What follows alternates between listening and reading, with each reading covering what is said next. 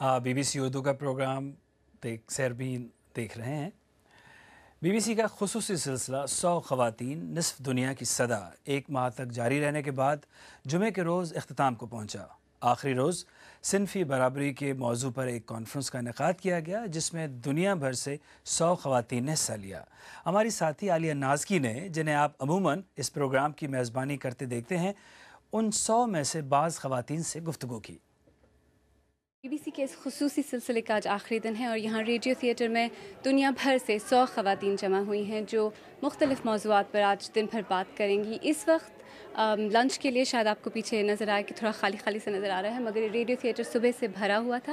ہمارے ساتھ موجود اس وقت ہیں ریحانہ عذیب جو کہ ایک بیرسٹر ہیں، لائر ہیں، اور شازیہ مرزا جو کہ ایک اسٹینڈ اپ کمیڈین ہیں۔ شازیہ، پہلے آپ بتائیے، یہاں برطانیہ میں اسٹینڈ اپ کامیڈی کا ایک بہت ہی مضبوط ٹریڈیشن ہے، ایک بہت ہی مضبوط روایت ہے۔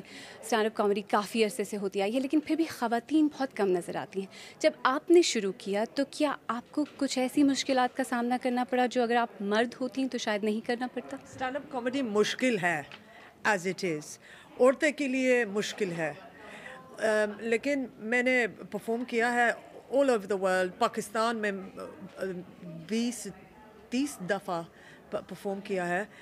مشکل ہے، لیکن sometimes as a woman you have an original viewpoint، تو لوگ اس کو پسند ہوتا ہے۔ ریحانہ، آپ ایک بیرسٹر ہیں، آپ کی جو اسپیشلائزیشن ہے، آپ کی مہارت امپلائمنٹ لاء میں ہے، جہاں آپ ہراسمنٹ کی کیسز دیکھتی ہیں، ڈسکرمنیشن یا تعصب کی کیسز دیکھتی ہیں، تو کیا آپ کی جو کلائنٹس ہیں زیادہ خواتین ہوتی ہیں؟ کیا ان کے لیے گھر سے باہر کام کرنا زیادہ مشکلات سے بھرا ہوا ہوتا ہے؟ ہاں، کافی سارے میرے کلائنٹ عورتیں ہیں اور ان کے لیے زیادہ مشکل ہوتی ہیں کیونکہ اپنے لوگوں سے مشکلات ملتی ہیں۔ گوروں سے تھوڑے کم مشکلیں ملتی ہیں۔ What I find most of all is that where there is a cultural understanding, when you're in a multicultural workforce, it's easier for the women, but they encounter more hostility from people from their own community who have more traditional views and see the woman's place very much in the home, married at a young age and not educated. And I found that with some of my female clients, it is actually men from those particular cultures who give them the hardest time. آپ نے کہا کہ اپنی برادری سے، اپنی community سے زیادہ مشکلات کا سامنا کرنا پڑتا ہے۔ کیا آپ کو ایسی کچھ مشکلات کا سامنا کرنا پڑا جب آپ نے اپنا کریئر چنا؟ کیا آپ نے کسی طرح کی ڈسکرمنیشن فیس کی باہر سے، لیکن کیا گھر کے اندر سے بھی؟ نہیں، بالکل۔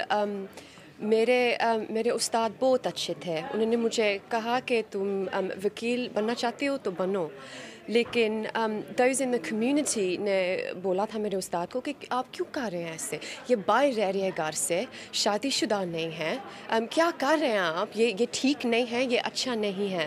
And so yes, I faced it very personally, I think that makes me better at what I do because I sympathise more with my female clients, and because I've overcome that sort of prejudice, I can assist them in overcoming it, both within the workplace and within the courts.